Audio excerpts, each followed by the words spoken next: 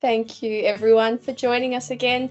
Gosh, a month rolls around quickly, doesn't it? I feel like it was a couple of days ago that we met for webinar 2, but welcome to webinar 3 of our Strengthened Aged Care Quality Standards series. I'll begin swiftly by acknowledging the webinar today is being taken place on Wurundjeri Lounge. So I'd like to honour the original custodians and their elders past, present, and any emerging elders joining us today, and also acknowledge their influence on our learning. We have a big agenda for today. Get strapped in, everyone. We'll start with a couple of updates from AusMed. I'll then go through some of the audit process again, just touching on some key points that we went through last webinar. And then the bulk of today's session will focus on implementing training. And we're going to share a consistent approach that you can take to implementing training with a focus on standards 1 to 4. And in our next webinar, we'll continue that and go through standards 5, 6, and 7. So welcome, everyone. So where are we at? Well, pleased to say that we remain firmly on schedule. As of about half an hour ago, we launched Standard 4. So we are 4 of 8 modules live, 50% of the way there when it comes to publishing new education, which is fantastic. And we still are on track to have all of our new standards modules published by the end of May, which is very, very exciting. We've obviously focused a lot on the new module development occurring, but just wanted to make sure you all knew what this badge meant. If you've started to see this on modules in the LMS or on the website, what it is a badge to let you know that we have updated any relevant modules to reflect the changes in the new standards. So just to highlight that that's what that badge means, and there's a really important process going on here that is updating existing content as well. I'm sure we've all heard the murmurs last week that there may be some delays to the passing of the new Aged Care Act. Minister Wells released a statement on Wednesday last week, and it noted that the government's consideration of the feedback to refine the legislation before its introduction to Parliament. Of course, this indicates very much an open and responsive legislative process, but what we are thinking about this as is almost like an extension to an assignment. So there may be some delay caused through the passing of the Act in the parliamentary passage. And I guess what I want to highlight for us is that we don't think this changes anything except a possible go live date. It's like an extension on an assignment. We still have the work to do. We may just have a little bit longer. We're, of course, monitoring everything very closely, and we will update you with any new information that we receive. But I think if there is an extension to the go live date, what we can expect is that compliance very much will need to be seen from day one.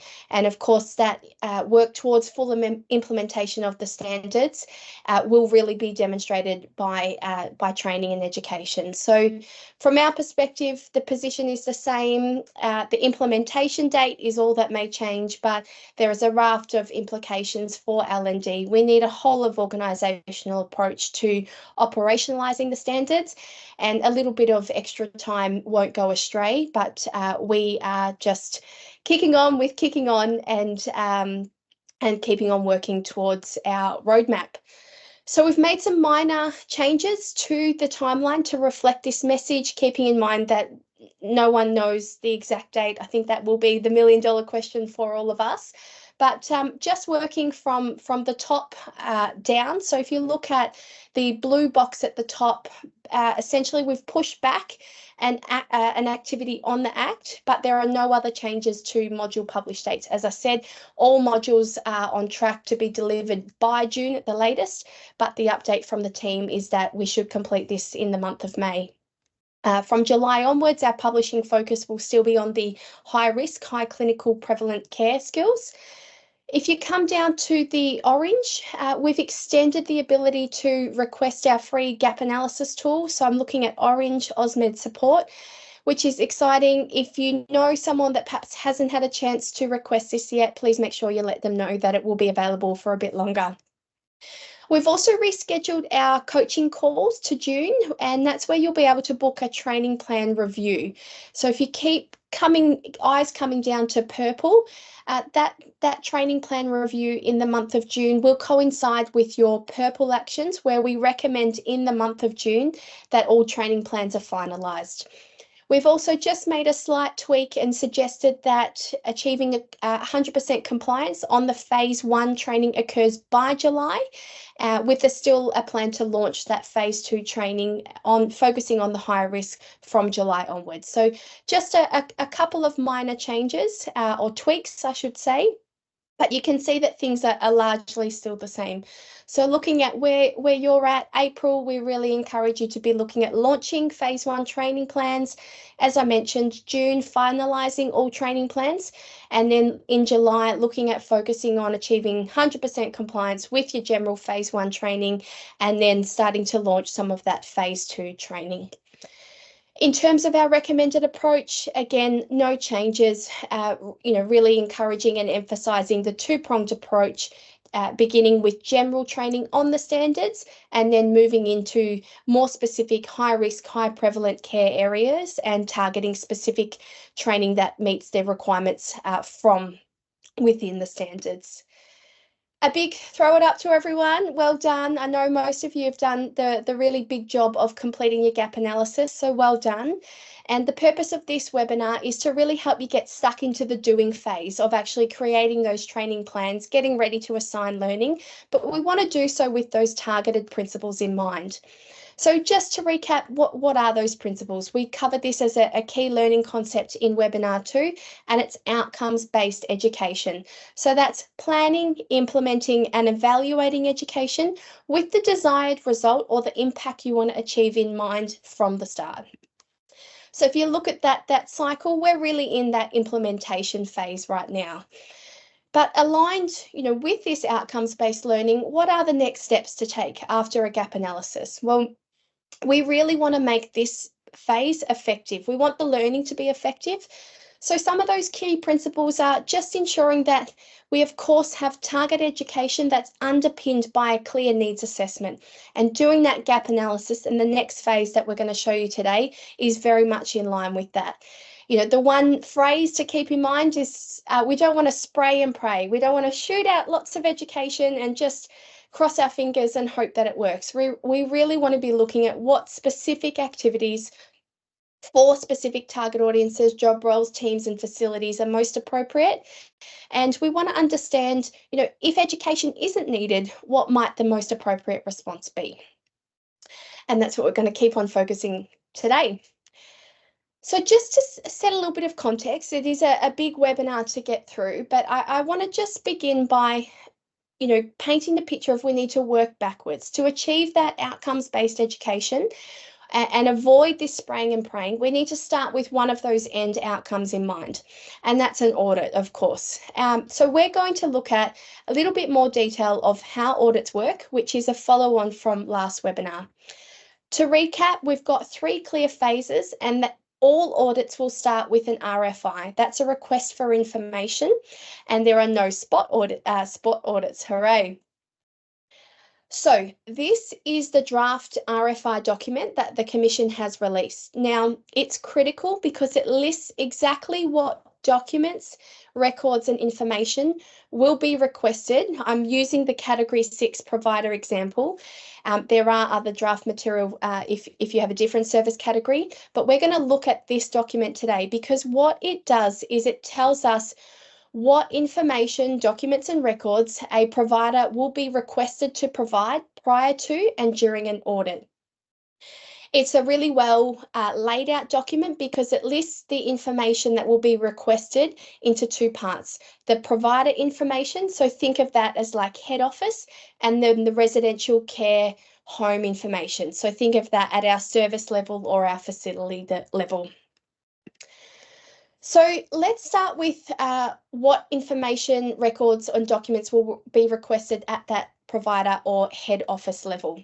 So what you're going to see on your screen is from this exact document, and what is highlighted are the documents and records that are most relevant to L&D. I really encourage you to share this document and information with all members of your organisation, particularly your governing body and executive team. This is just highlighted at the L&D level. But you can see that the types of requested information includes workforce planning, workforce competency and training, results of any audits, reviews or monitoring activities relating to training and competency, and this occurs at our worker and agency or subcontractor level. And of course, the completed pre-audit preparation tool, which we went through last week. So remember, this is the specific area where you'll need to reflect and document on this key question. Describe how the provider meets this outcome. And you've got 10 days to complete it. So according to the draft material, providers must complete it and then send it back to the audit team within 10 days of receiving this RFI, so this request for information. So at the home or facility or service level, here's the information that you'll need to provide. Now, keep in mind, this is still pre-audit. We haven't got to the actual audit on site yet. We're still working on what's needed to be required before. And that's, again, workforce planning, workforce competency and training records, a training matrix or education plan, worker survey results or similar, continuous improvement plan, and then any results, reviews or monitoring activities of worker qualifications, training and competency. Okay, so I know I'm rushing through this segment of the webinar a little bit first, but what that does is that takes us to stage 2 of the audit delivery. So this all of this has been documented and requested and attached to your RFI. Now is when the on-site work begins. So that on-site evidence collection in the form of interviews, observations, and additional requests for documents. So this is the next key document to review, and I really encourage you to review this, because this document actually stipulates what questions an auditor will ask during the evidence gathering process. So it's their tool. And the evidence categories, again, are listed and set out in a really nice way, because it delineates between the provider or governing body and the service level. So we're concerned with at the service level. That's at the facility level. What are the types of information and questions that we might ask? So the list of bullet points on your screen are some of the forms of evidence that will be gathered. Now, interestingly, in this document, there are 61 examples of questions, pieces of evidence, information, documents, records, you name it, that could be requested that specifically relate to training. So why are we sharing this to you in a webinar on actually, creating training plans? Well, very simple. When it comes to creating training plans and implementing training, we want to do so with that outcomes-based approach. Remember, we want to think about what might the desired outcome or impact of our training be, and do so with this information about audits in mind from the start. So we absolutely recommend a consistent approach to creating your training plans, and we've broken this up into 3 parts. The first stage that we suggest is actually reviewing each outcome in standards 1 to 4. So that we're going to go through this example for all of the outcomes in standards 1 to 4 today, and show you our approach to doing so. We also want to do so with the underlying risk profile in mind. So we're focusing on high and moderate risk today, and I'll show you the criteria that we've used to determine that. But we want to be focusing, and prioritizing the education that we deliver, to address those high and moderate risks. That can then help us determine, how do we actually meet this outcome? Is education needed? If so, what's the primary AusMed module that aligns with this training need? But are there other strategies that may also be appropriate in addition to education, or as a separate primary activity? Okay, so I mentioned that we've prioritized the content for today and assessed based on a high and a moderate risk. So I'll just give you an insight into how we've classified this risk. So The criteria that we've put together to determine if a requirement in the gap analysis is high risk is one of these 4 items. So firstly, there's a potential for a significant impact on the health of an older person due to missed care. The second criteria within our high risk category is the severity of potential harm, and that does include psychological and emotional trauma. The third criteria is a really key one, and that's that this requirement doesn't just feature in the quality standards. There's actually multiple specific legislative frameworks beyond the quality standards where this particular requirement is evident. And finally, that auditors will require a record of training on the topic as a critical component of their evidence gathering efforts. So that's those 61 instances that I just touched on that come from within the evidence mapping framework. So you can see we are trying to understand, why might we need education on this topic? What pushes it up to being high risk? What's the evidence or rationale for that? And how can we incorporate that into the actual creation of the training plans? Similar but modified classification of our moderate risk, we have a potential for notable impact on the health of the older person due to variations in care. There may have been a clinical alert issued within the past 24 months that specifically relates to the requirement, and there's a couple of instances of that. There may also be a repeated mention of this particular issue in a sector performance report within the past 12 months. Again, there's a couple that pop up here. Or that the requirement is actually part of the National Aged Care Quality Indicator program. So you can see what we're trying to do is take a really consistent approach to understanding, assessing the risk, and then prioritising, what education actually features in our training plans. So let's dive straight in. As I said, it's a big webinar with a lot to get through. I'm now going to walk you through how we have approached that process for each of the outcomes in standards 1 to 4. So if you take outcome 1.1, person-centered care, we've identified 3 concepts that are high risk, and they are culturally safe care, diversity, and trauma-aware and healing-informed care. So is education needed on these concepts? Yes, absolutely. But what's the rationale for that? I'd like to refer to, there's actually a mention of this in page 6 of the evidence mapping framework that says auditors will ask for evidence on what training or information workers received on this specific topic. So there's our rationale.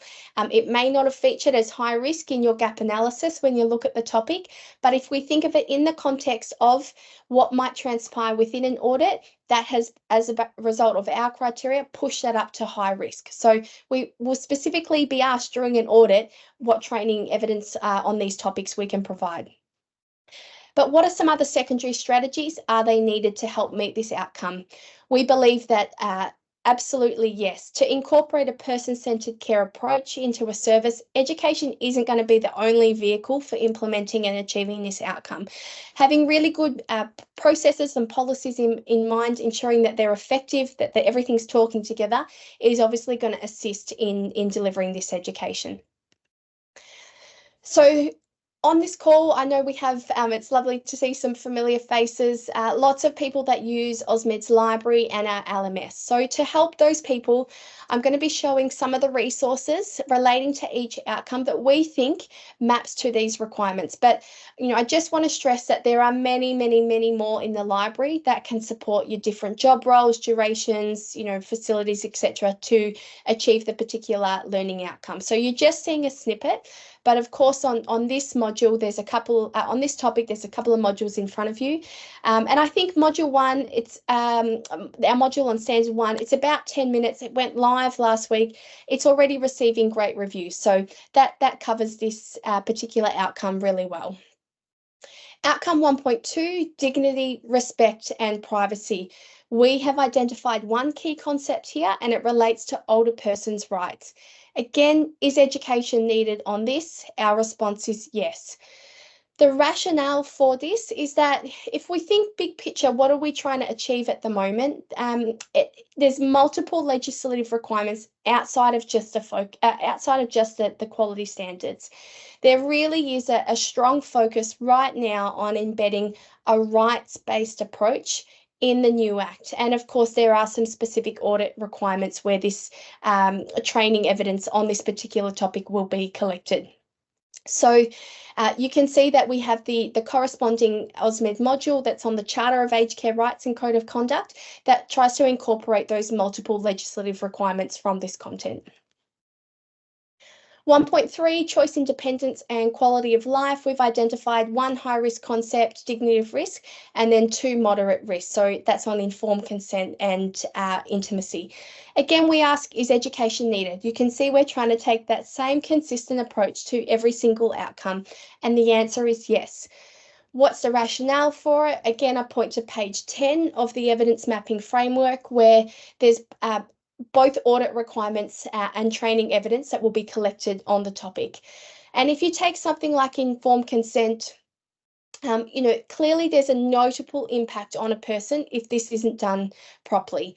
So therefore, the secondary strategy that we recommend to go hand in hand with achieving this particular outcome is having those effective systems and processes in place for informed consent. So really looking at how can education partner with another initiative to really assist the whole of our organisation in meeting this particular outcome. Remember, education is a powerful vehicle, but it's not the only vehicle that we can use to achieve a particular outcome. So here's a couple of those corresponding AusMed modules for 1 and 3, and you can see there's a couple of modules here that have recently been updated. So there's that badge to look out for. Outcome 1.4, transparency and agreements. We actually didn't identify any high-risk elements here. And I want to just highlight that this doesn't mean that we don't think open disclosure isn't critical. Open disclosure absolutely is, but I've assessed this to be higher risk and deemed to be more appropriately addressed in the context of Standard 2 rather than Standard 1. So you'll see in a minute that that's where we've assessed open disclosure as a higher risk. Okay, do a little pause. As I said, I know there's a lot of content coming your way, but we're really trying to get stuck into the doing phase. So if we move on to Standard 2, we start with 2.1, partnering with older people. And there are 2 high-risk concepts here. We're looking at continuous improvement and diversity. So we've assessed that on the topic of diversity, yes, an educational response is required to address that. And that evidence is coming from page 6 of the evidence mapping framework that I've just shared with you previously. So we can expect that an auditor will request evidence of training on this particular topic. However, if we take continuous improvement for as an example, it has been assessed as high risk because it does feature heavily in those multiple specific legislative frameworks beyond the quality standards. It's in our most recent sector performance report, and we're continuing to see the emphasis on continuous improvement. But we have to think, is education the most appropriate strategy? And in the context of Standard 2, we've said no.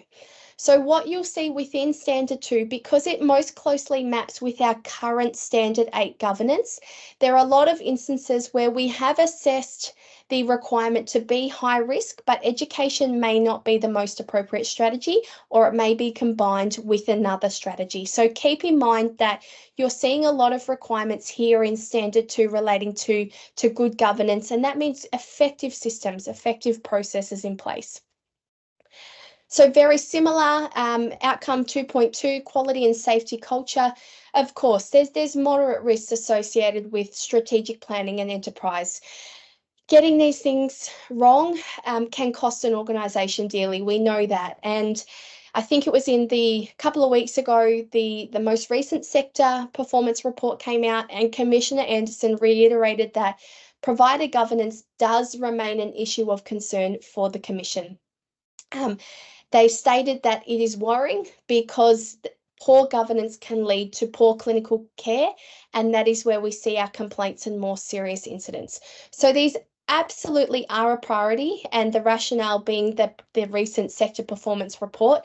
But again, we're suggesting that education isn't the best vehicle to specifically action this.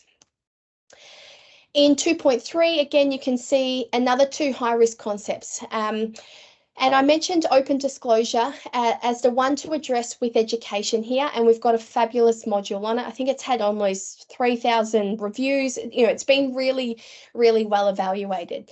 But on the other higher risk concept of emergency and disaster management, we're really, suggesting that even if it is high risk, it's a new requirement. This initiative needs a different pronged approach to begin with. So education isn't our starting point.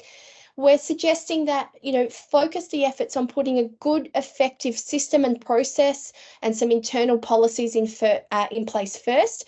And once that's occurred, then we'd look at incorporating some education. So, get those processes and systems in place first, and then we can support staff with education on the topic. For 2.4, again, looking at the name of the outcome, risk management. Education's not going to be our primary strategy here, but working with our governing body, our quality and our risk teams, people and culture leaders, we can do a lot of work and groundwork here before education, may be assigned. 2.5, incident management. Clearly, yes, we need education, and we need to be looking at, what is the best approach to responding to incidents. So our SIRS module is the corresponding AusMed module that we recommend here. And it doesn't just explain what SIRS is. It really looks at, how to recognise and report an incident, but what are those principles for an appropriate and compassionate result and response for our organisations. I just wanted to highlight a topic that, may have been glossed over, but I think it's a really worthwhile one to look at within 2.5, and that's contemporary evidence-based practice, or EBP. So what I wanted to show you is that what you're seeing are 6 really high quality modules that form part of a series on evidence-based practice. So you can think of this, I guess, as almost like a clinical leadership skill track. Or education for your clinical leaders. Maybe some of you are enrolled or registered nurses. And that really talks to, I guess, the development side of learning and development. So just wanted to highlight, as I said, for our AusMed customers, there's some really great modules that don't just focus on the specific requirements, but can help build your clinical leaders within the organisation as well. 2.6, feedback and complaints management, obviously critical, and there's another 2 high-risk concepts here that we believe do absolutely warrant education. Page 45 of our evidence mapping framework, we will see evidence asked about what training and instruction is provided to workers. But I also wanted to highlight that this particular aspect from the evidence mapping framework actually asks for what education and training was provided to workers on what processes the organisation has in place around feedback and complaints management. So again, just another opportunity to show you the importance of combining education or training with a secondary strategy, like looking at your processes and your policies. So being able to combine education with an appropriate process and giving our staff access to that process or that policy is a really nice 2-pronged approach.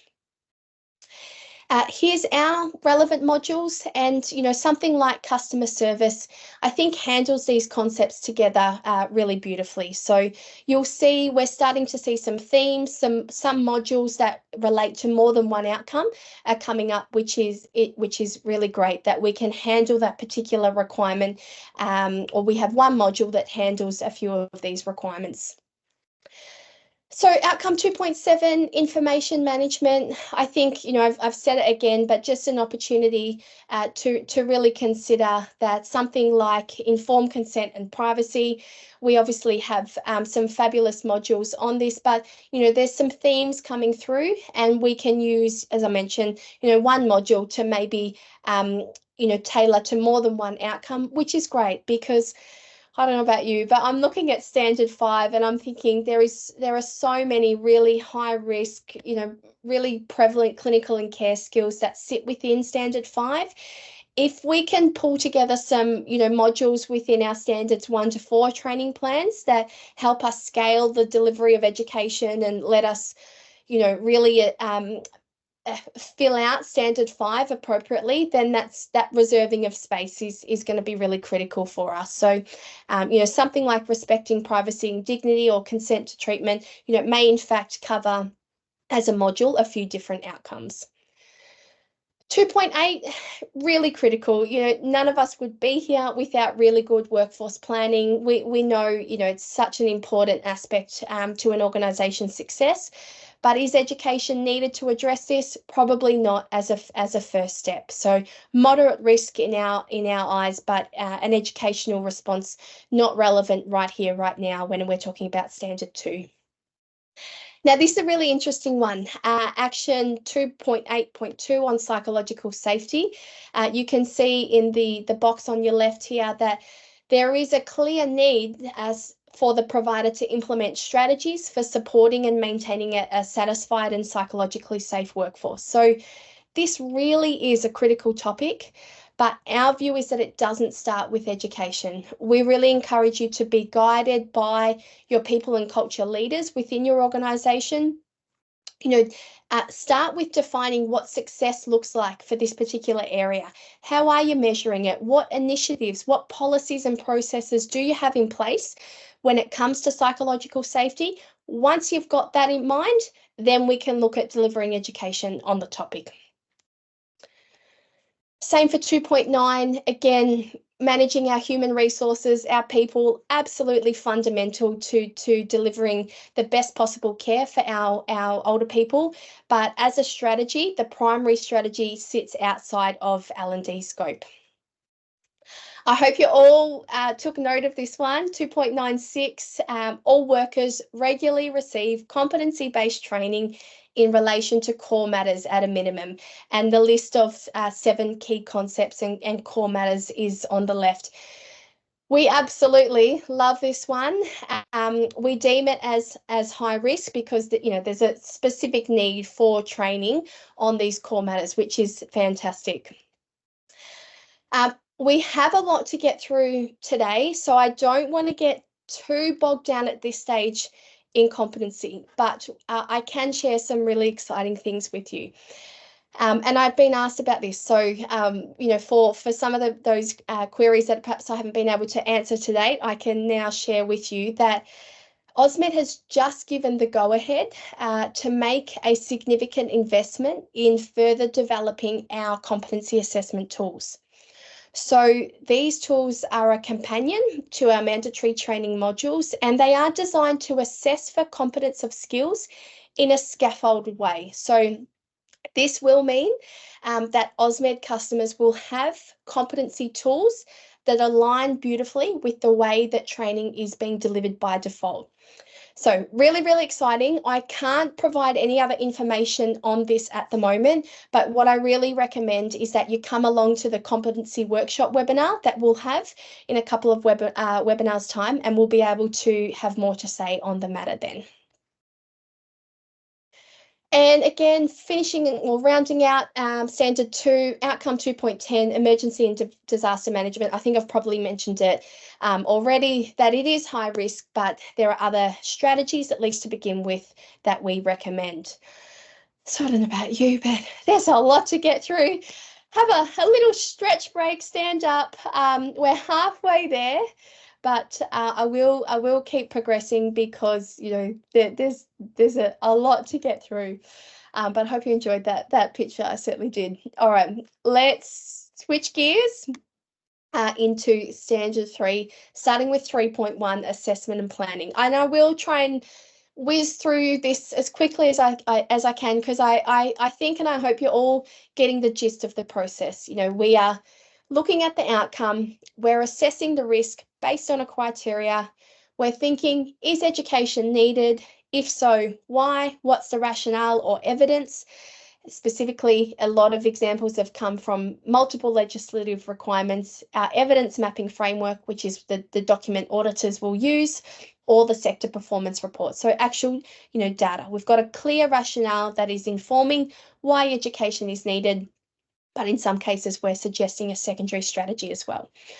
So when it comes to outcome 3.1, assessment and planning, we obviously have a lot of different modules relating to this. And the rationale for deeming these 13 topics, which I know sounds like a lot, as high risk is the page 63 of the evidence mapping framework, which again specifically asks for evidence of training on these particular topics. Outcome 3.2, diversity of care and services. I guess I'll just highlight, restrictive practices and dignity of risk as key risks to address here. And the reason why is I think we're seeing that, especially for some of our clinical staff, it may be overlooked. So that's why I guess we're really proud to have a huge volume of content on a particular topic that can suit your different target audiences, different job roles, different durations. So there might be, one topic or one module that you're using, but just expand the focus a little bit and think, hang on, we may have a different duration of module on a same or very similar topic that might be more suited to a different job role. Rather than this one size fits all approach, just really encourage you to think about those key tenets. So what is the right vehicle? Is education needed? What's the right format? What's the right duration? What's the right way to approach this particular topic for this particular target audience? Keep pressing on. 3.3, communicating for safety and quality, transitions of care and deterioration. You'll start to see deterioration come up a lot, and we definitely identify this as high risk. Anyone with an acute care background will know that we have to be recognising and responding to clinical deterioration effectively. But what we will say is we probably recommend addressing this type of topic when we get to standard 5, where we're really looking at clinical care as a whole picture. So again, just suggesting that even if you've got some of these high risk topics sitting within standard 3, it may be better to even if they're high risk, leave them where they are now for standard 3, and then address them a little bit more holistically when we're looking at standard 5. So 3.4, coordination of care and services. This is a really interesting one. I think this topic talks to a trend that we're certainly observing, and that's that residential aged care facilities, are becoming more of a subacute environment. So, what does that mean? We have older people moving from a home to hospital, rehab back to a facility. And, we've been a publisher for over 30 years. We have a large library and, perhaps even the largest in the country when it comes to evidence-based content. But even within that library, we have gaps. So we're using this same process, this same systematic approach to internally address and respond to the gaps in our library as a team as well. So transitions of care is a gap that we're looking at filling at the moment as well. All right, we're almost there, doing very well. Another little mean for the cat lovers out there. Oh no, that's a dog, little pug. We're almost there anyway. Let's finish off by moving into standard 4, and this is, as I'm sure you know, a little bit of a quicker one. So I mentioned at the start of the webinar, clinical alerts. So there's a specific page on the Commission's website where they will release clinical alerts. You probably get the emails, but I just want to reiterate, keep tabs on these alerts that are released by the Commission, because they can create almost like a educational emergency. They're a need that we often need to fill as a result of an alert. Sadly, it's often relating to harm that this alert is published. So our team, we keep really close tabs on this. We get little pings come into our inbox when this happens, and we really make sure that our AusMed customers get notified of the alert as soon as possible, and we suggest a module that might be appropriate to respond to the alert. So outcome 4.1a, environmental equipment at home. We probably wouldn't tend to see this as even a moderate risk, but there was a clinical alert issued on the importance of preventing equipment failures on January 23 this year.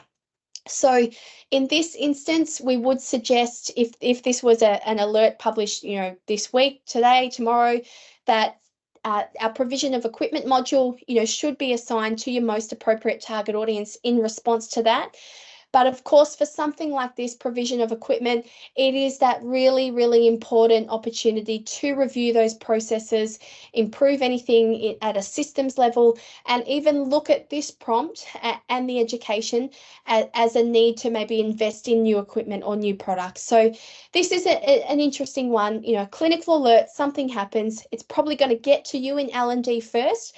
Respond with education, but then use your leadership skills to navigate what other responses might be appropriate within your organisation. So same here, 4.1b in the service environment.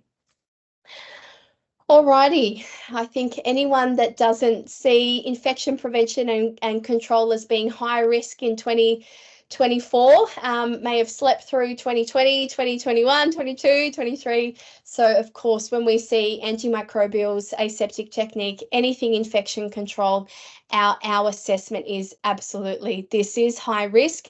We can prevent harm.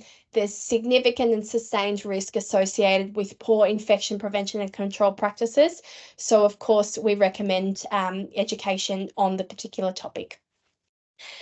And I think that might actually be a good place to end the webinar, a little bit ahead of time, which is always nice, because I leave you with, what's in front of you is, just some of our training modules relating to infection and prevention and control. And this is high risk. It is a high prevalent clinical and care skill. We want everyone in our organisation to be able to, mitigate this risk. And I think you can start to see that, particularly in Standard 3 and Standard 4, really start to look at these care and clinical skills that will absolutely feature heavily in Standard 5. So we're really excited for the next module that's going to come around even quicker than this one, Tuesday, 14th of May. It will essentially be a repeat of what we've done today, but with the focus on standards 5, 6, and 7.